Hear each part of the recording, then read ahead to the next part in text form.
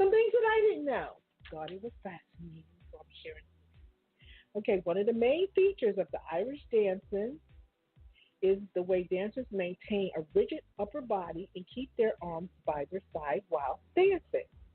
While many of the contemporary and show dance style of Irish dance have more relaxed upper body and makes use of the arms, the traditional form of Irish dance still keeps the arms closed and the arms closed and by the sides of the body. The truth is that no one knows for certain what the real answer is, but here we take a look at various theories behind the distinctive feature of the Irish dance. Many alleged reasons related in some ways to the English occupation of Ireland and the subsequent suppression of the Irish culture. One story is that a group of Irish dancers were brought to dance for the Queen. These dancers refused to raise their arms to her and kept them rigid by their sides as they danced out of defiance and possibly to show that they were not enjoying themselves as they danced for her and the English. It's quite possible that this event actually happened. The Queen, in reference probably to Elizabeth I, she reportedly enjoyed Irish Irish jigs, and it is known the dance of Irish were danced in her courts. The dancers may have been called to the courts for her entertainment. Also, when royalty arrived in Ireland, they were greeted at the shore by Irish dancers. Their defiance would be natural after the suppression they had been subjected to for centuries, since Irish culture was outlawed by the Statute of Kilkenny in the 14th century. However, it seems strange, considering this law, that the Irish were called to perform their own dances. However,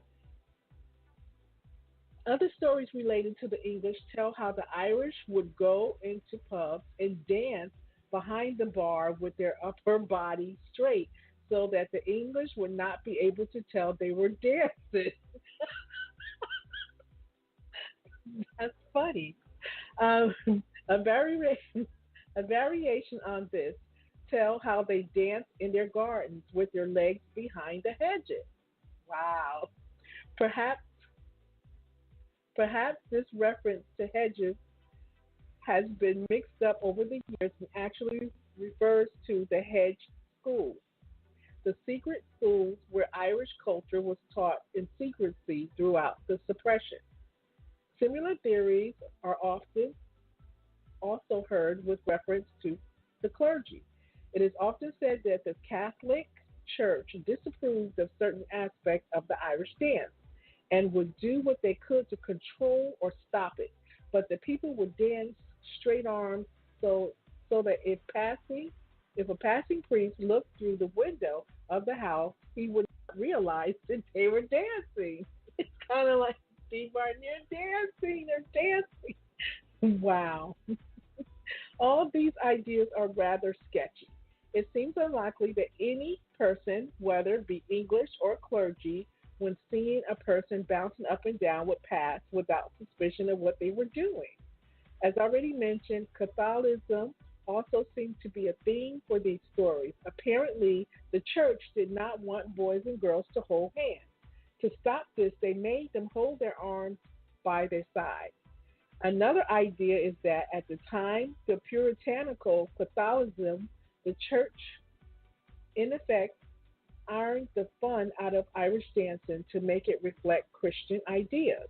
The dancers had to keep their backs straight, their arms down, and smile was taken off of their face.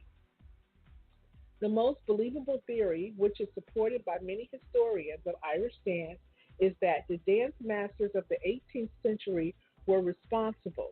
They liked etiquette and they disapproved of unruly arm movements, of Sean nose dancing.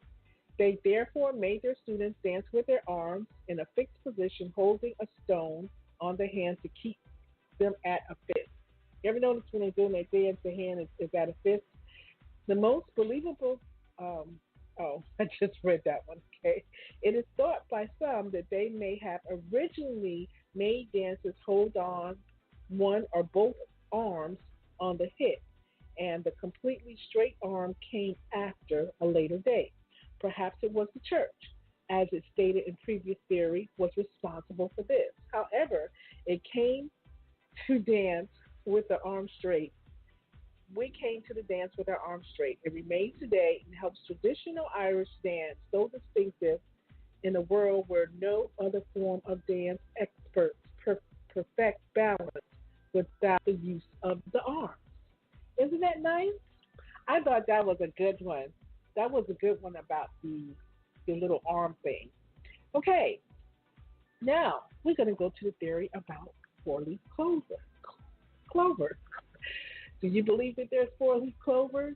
I haven't seen one, but there are. Now I'm going to show you how you can find a four-leaf clover.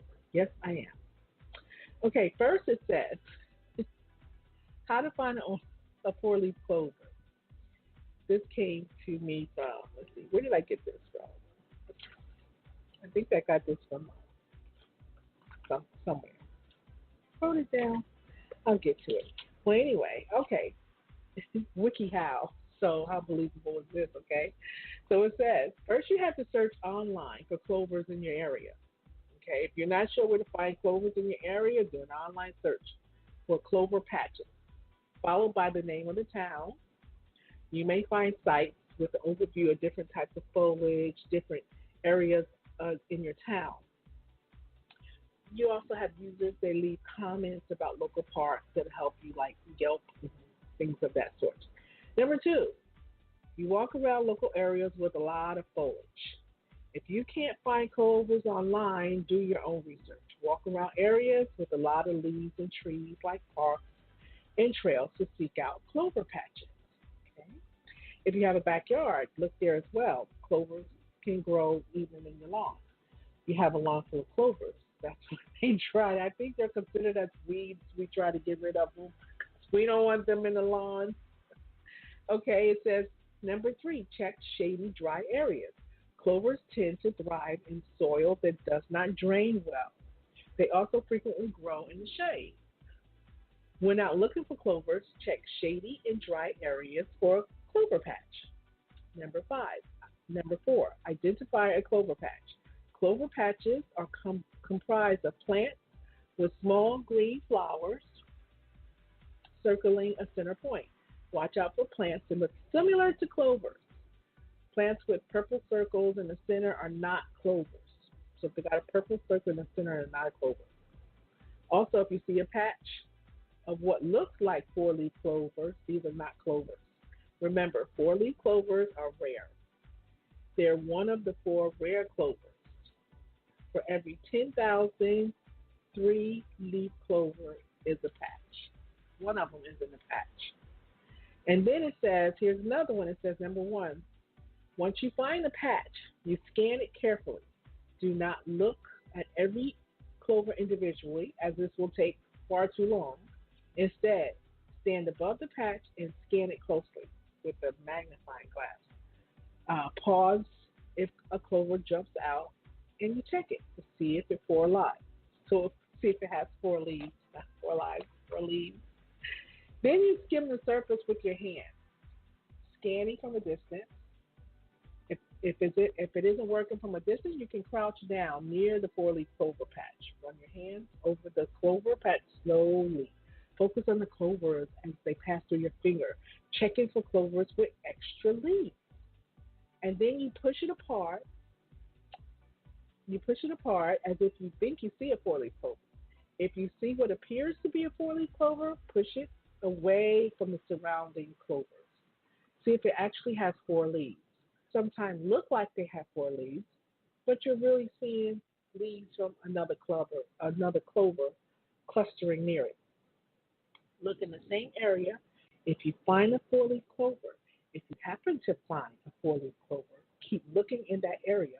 Four-leaf clovers are caused by a genetic mutation. Therefore, they tend to be found close together, as the seeds will spread around the same area. You may be lucky enough to find a second four-leaf clover. Don't try to look at every individual clover. Did I Scanning the leaves works better. Examining every leaf better than work examining every leaf. As there are hundreds of clovers in a single patch, you won't have time to look at them all. If you scan the leaves instead, a difference in general pattern may jump out at you. Look for smaller leaves on four-leaf clovers. Don't expect a four-leaf clover to have completely even leaves. Keep in mind, the clover's fourth leaf may be significantly smaller than the others.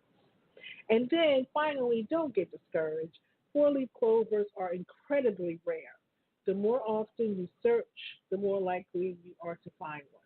If you don't find a four-leaf clover in your first search, keep on, keep your eye out, and keep an eye out each time you pass over a clover patch. The more often you look, the more likely you eventually find a four-leaf clover. I did find one. I was telling my husband I found one. He didn't believe me. He looked at it. He said it wasn't a four-leaf clover, but I think it's just it was four-leaf clover. And if you find yourself thinking about four-leaf clovers and you find one yourself, according to Irish tradition, those that find a four-leaf clover are destined for good luck, as each leaf in the clover symbolizes good omens of faith, hope, and love, and luck for the finder. As a lesser known fact about four-leaf clover is that they aren't the luckiest symbol after all. Irish legend indicates that those who find a five-leaf clover will actually have more luck and financial success than those who just find a four-leaf clover. However, good luck can be hard to come by. If you're only relying on finding a four-leaf clover, let alone a five-leaf clover. The estimated statistic odds of finding a four-leaf clover on your very first try is 10,000 to 1, and the odds skyrocket to 100,000 to 1 if you're looking to find a five-leaf clover on your very first try. So that's how you find a four-leaf clover. So go and scan those clover patches. Get that four-leaf clover. Bring success to us all. Let's hear some more Ashley, and I'll be back. We'll talk about leprechauns, and we'll hear what Monique has to say about that when I get back.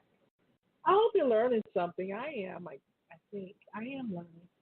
Here's Ashley J with Unbreakable.